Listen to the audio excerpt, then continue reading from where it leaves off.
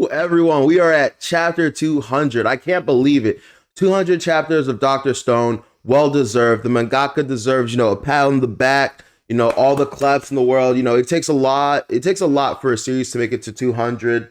100, 10 chapters. So for Dr. Stone to have come this far is honestly something really great. Sorry about my eye, it's a little irritated. Anyway, chapter 200 of Dr. Stone, Future Engine. I can't wait to get into it. If this is your first time here, please like, share, and subscribe. Even if it's not, please just go ahead and like and subscribe. Would mean the world to me, would help me with the algorithm and help me, build my fan base, my League of Otaku. Anyway, we have a lot of stuff to get into. I'm going to try to keep it as short as possible, though, because I am kind of in a hurry.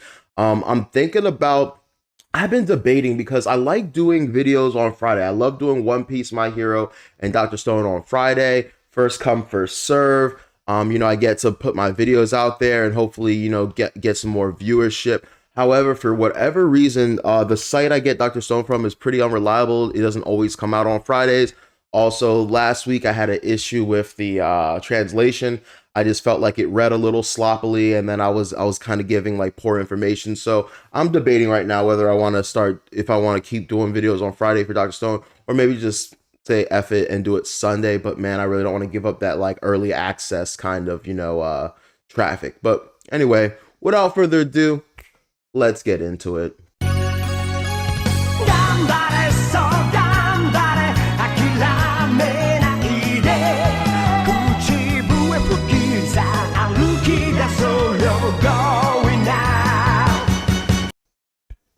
So yeah, guys, chapter 200 of Dr. Stone. And when I say pacing overload, I mean pacing overload. I don't want to sound like a broken record because I know I was saying this with My Hero Academia, but like, man, the pacing of this series also is just going full sail. It used to take us a while for like certain things to get built, and the bigger they were, the more complex they were, the way longer it would take. But in the course of like 3 panels, we have a full functional like rocket engine, bro. So I think we're gonna start reaching a point. Not start reaching a point. I think we've reached the point where our suspension of disbelief is kind of thrown out the window.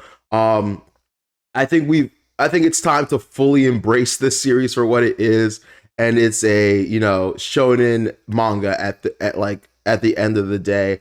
I have little faith, and when I say this isn't a bad thing. It's just time to temper expectations. But I have little faith that we're ever gonna go back to like long carried out road maps, and like I think from now on, when something needs to get built, it's relative. We might still have roadmap because that was a really cool part of the series. But as far as things getting built, I think they're just really gonna we need to build this thing. We need these materials. Thing is built, and I think that's just what's going to happen from now on. But man, are you telling me that in 6 months, these people were able to make an actual functioning rocket engine? And I'm not going to say like, let's just say an engine, a really, really great engine, because they even acknowledge that it's at no level for space travel. So, but still, they were able to make a ridiculously powerful engine in 6 months. They were able to, Senku was able to build biofuel powerful enough to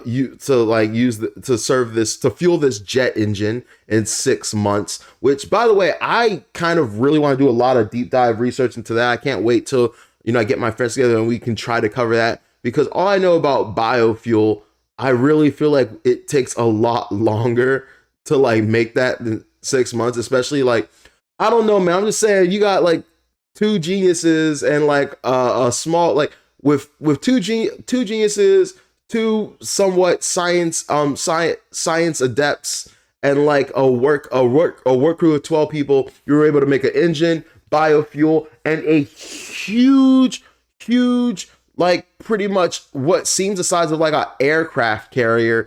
I know it's not that big, but like a huge ship in a matter of like 6 months. And like not even that, the fuel tank that he made, and the hydrolysis machine for creating what was it? What was he trying to make? Oh, the furnace, to make the furnace to make the Incinel. What is the name of that material? Give me a second. I'm gonna pull up the name of that material. Like, don't get me wrong, I love it, but Jesus Christ, man, these guys are a combination of scientists and wizards, man. Actually, it's kind of insane what they're doing. So, what was the name of that metal again?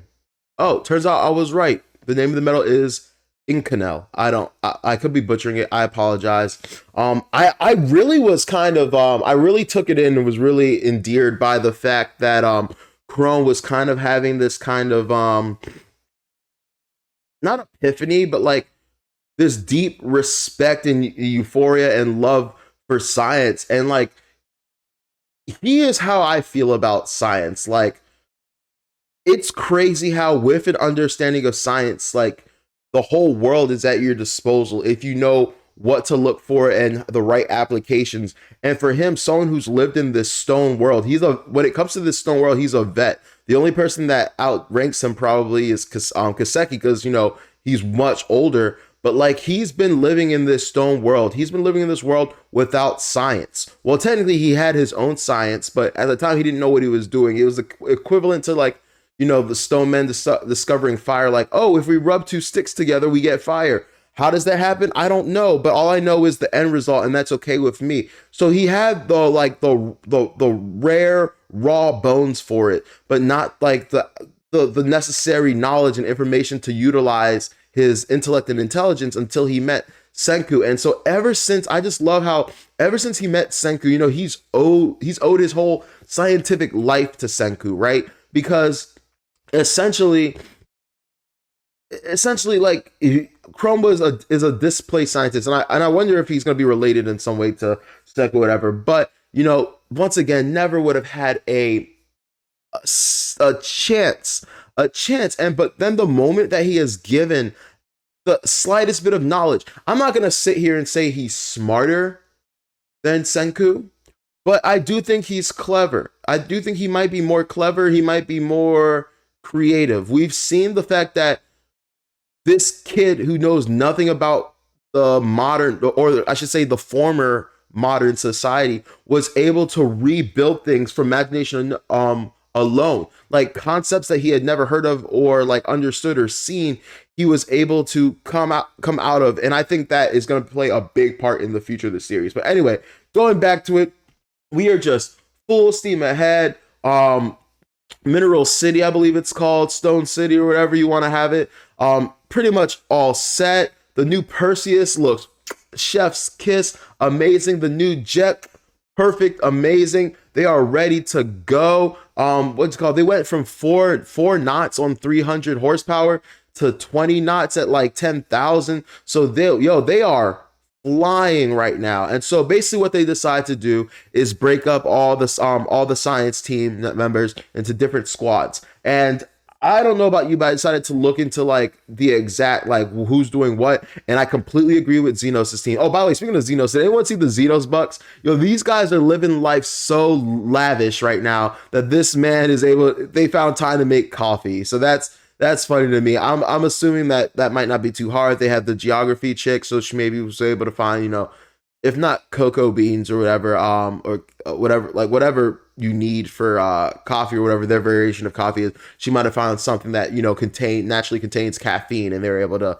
finesse something. But anyway, I totally agree with the Xeno team. Pretty much, it looks to me like he left Xeno surrounded by muscle. I love that, because my thing is, I'm nervous about Xeno being alone to his own devices. Yes, I still think that he's on our side, and yes, I still think that the smart thing for him to do is to work hand in hand with Senku, because as of this moment, as I keep saying, they have a common enemy, and until Xeno can get the upper hand on this unknown enemy, it's in his best interest to align himself with Senku, because right now their goals are similarly the same, which is to get to the moon and defeat Y-Man, right? So yeah, we have this incredible ship, and it answers the question I had last review, where I was like, Is it gonna? Are they gonna? Is the Perseus gonna be the rocket ship, and then they're just gonna make a different ship to travel? So from what it looks like, it looks like it's gonna be the Perseus ship is gonna be the rocket ship. So they're gonna use it to travel, and then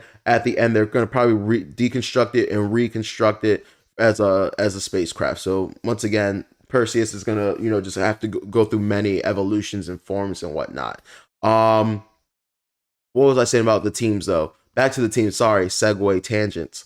I love the team that Xenos is on. He's surrounded by muscle. You got Tsukasa. You got the Brawlic chick. You have the samurai guy. Like, so you have a bunch of warriors to watch over him. Because I wouldn't put it past to maybe try to make some revival fluid, slip it to Stanley or something, take over, control the mission, yada yada yada. So I think that the team choice is excellent for that. Then we have the team of people going back to Corn City. And once again, I'm super excited that the mangaka is addressing all this. For the last several chapters, you guys know I've been inquiring about, hey, what's going to happen to all the other places that, have petrified people, especially Corn City. Corn City was a huge stronghold for us because that's where we're going to be creating all the alcohol, which is really necessary and required for the revival fluid, because we need to be able to make enough revival fluid to essentially cure the entire world. Now,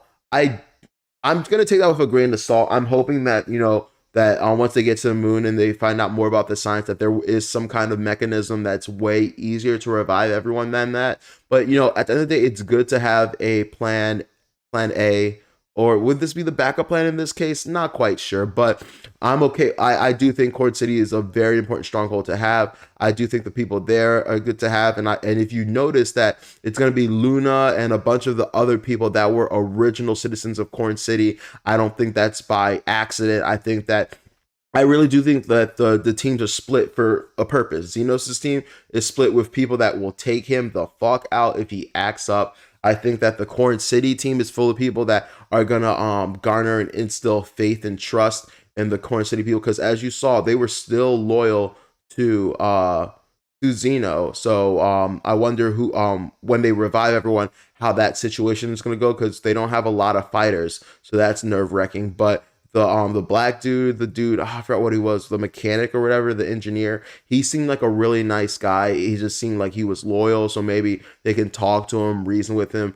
I wonder how they're going to I really wonder how they're going to reconcile the fact that they killed them. Like, I really hope that's not brushed over. I really hope that's not comedied or gagged over. I really hope that there's, a series of panels where they're like, you fucking shot us, you tried to kill us.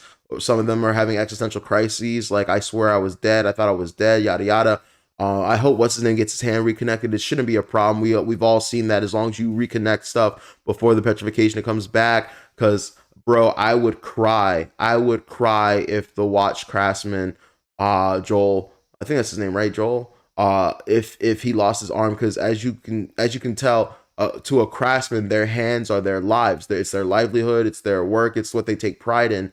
And so for him to suddenly, being able to, work on fine detail and watches and other crafts and stuff, to, being one-handed and not being able to do what he's always done his entire life and what his main skill is. That would be, I think that would be something that would have a lot of impact on the story.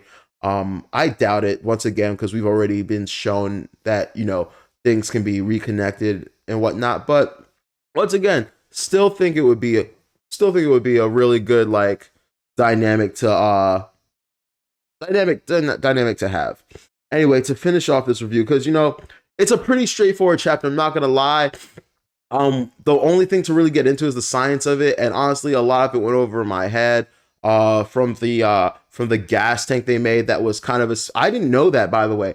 Did you guys know that that's how that they make spherical storage containment units or whatever? I don't know what to call it, gas tanker whatever.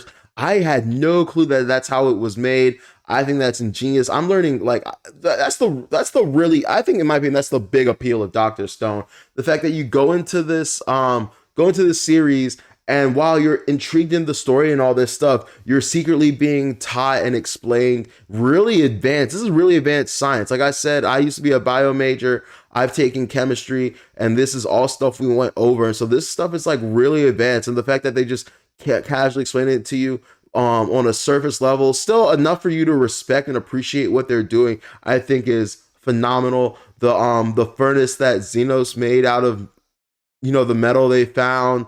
He's saying that a traditional furnace won't get hot enough, so they have to create even greater heat with electricity. And we're just learning more and more and more. Part of me though is kind of getting upset that the fact that some of these things that they're doing with no tools, with limited workspace, like I said, for real, that how big that the Perseus is right now, and the complexities of making a rocket engine, the fact that they were able to do it in such a small amount of time with such a finite amount of people, when like in our daily lives today we're not breaking these barriers and stuff like that. The fact that like they're using biofuel, like I don't even think our military, I think like people laughed at our military when we were discussing going green in terms of like fuel and stuff like that, but like they're able to make these things happen. I think it's utterly insane, and I really am curious if this is something possible to happen, or once again,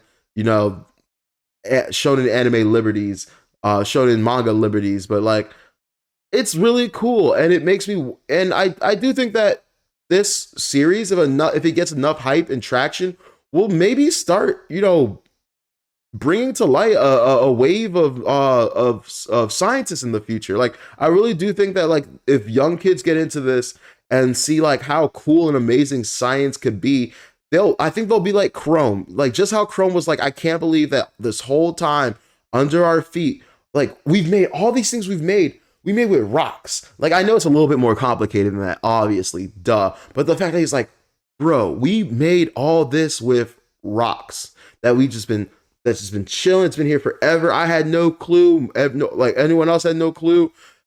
And like the things we have been able to create, things out of like a fantasy. I truly do, as much as like I get annoyed at how like poorly I am at science, that excites me though, how incredible science is. And just like this I think this story will single-handedly be responsible for introducing a generation of scientists to the scientific method, and into the just into science, technology, engineering, and math fields. I really do think that I think this will go down in history as like a very niche anime, but like a very respected cult following anime. That's how I feel. But yeah, let me see if I have any last thoughts or anything I want to throw in. Yeah. No, that's about it. The last thing I'll talk about is the last team. That's the Senku team. That's going to be the main story. I do think it's cool that we're going to be able to, flip in and out of the other stories in the other cities and stuff and see what's going on with them.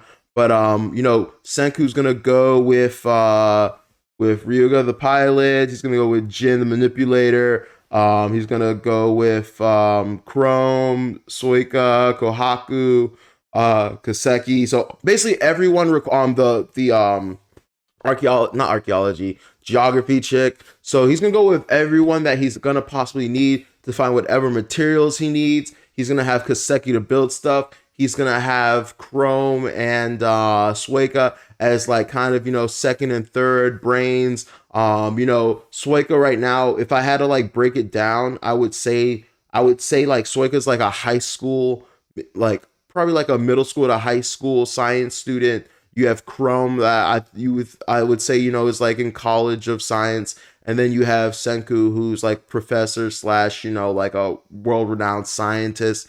So this is going to be a great opportunity for them. I'm super excited to see the growth of Chrome, because literally, like I said earlier, they've really shown the fact that while he might not be as smart as Senku and Xeno, his creativity is bar none. He's single-handedly reinventing things he has never heard of, which is really impressive, because if you think about it, it's almost as if he's inventing it himself. Unfortunately, because it was invented already, someone already did it, it's a reinvention. But the fact that he didn't know about the people that built it before, and he has no references to it, it's just something that he personally thought of, in and of itself is a feat and impressive in itself. And Suika, I don't have much high hopes for her, but I do know that she has the tenacity aspect down. She does have the never give up. The science is long, hard, and arduous. And I think that her experiences being alone, having to science by herself, is going to carry her very far in the rest of the series. I'm excited to see obviously, very, very, very obviously, the ship has to be big for a variety of reasons. The ship has to be big to collect numerous materials, as well as with materials also comes people. People are quote unquote materials too, to be a little bit like inhumane about it. But the fact that they're going to be collecting great allies that are going to play numerous roles in helping them to get to their final destination, to the moon, as well as helping them to reestablish civilization, is going to be great. So I'm going to leave this video off with obviously we know what other materials they need, so we don't have to go over that. But in terms of who do you think we're going to recruit? Who do you think in terms of what do you think we need? Do you think we need well, we had the reporter. We have a reporter already. But what do you think in terms of civilization? What kind of people we're gonna need? Maybe we might need someone who's good at negotiations, right? That they would have been nice to have when we were at war with Stanley and Xeno, right? So maybe we need someone who's trained in that regard. Maybe we need some more engineers. Maybe we need somebody. Maybe we need a coder. Maybe we'll have at some point. I've been waiting for this. I just do not think it's possible, and I said this in the last video, that they can just like manually fly to the moon. Launching and like landing takes severe amount of calculations, and I do get that Xeno and Senku are highly intelligent. Do not get me wrong, but they're gonna need a computer. They're gonna need something to process, to control so many of the various processes on this thing, from the oxygen to the just I'm not smart enough to get into it, but I'm smart enough to know they're missing a lot. So they're probably gonna need a code, several coders and a bunch of other stuff. So very excited to see the future of this manga. It's doing great. Am I a little perturbed by the pacing? A little bit, but it's a catch-22, because while the pacing is a little bit too fast, and I kind of want some time to live in the like glory of like building these things and the excitement and the anticipation of it, and like things being built so fast is a little bit perplexing. I will admit that it does get us towards the end goal a lot faster. It does get us that climax we want a little bit faster. Like, we didn't have to wait forever to find the rocket engine. We saw it ASAP. We didn't have to wait forever to see the new Perseus. We saw it ASAP, and I cannot front. The Perseus looks amazing. When I first saw the Perseus, I was like, how when he does his roadmap and it's like a modern version, but then the real thing looks nothing like that? This jaunt looked phenomenal. It looked like a high-tech ship that would outscale ships we have today. So that was really cool. But yeah, man, who do you think who do you think he's going to recruit in these other cities? What roles do you think they all have? And do you think that we're going to have some more adversaries, right? Do you think there's going to be some more people that pop up? Also, do you think there's any? I think there has to be some other geniuses around. I think that at least, if anything, there has to be one other genius around. Just because it's hard to believe that this is an isolated incident. The world is way too vast, too big. There's not just two geniuses on the planet. So I do think that we're going to run into some other adversaries and stuff like that, and get some more recruits. And yeah, I'll just leave it at that, because I'm excited, and I hope you guys are too. So thank you for tuning in. I hope you enjoyed this review and analysis. Have a great day. Please like, share, and subscribe. Do the homie a solid, and I appreciate you guys. Have a great day. Take care.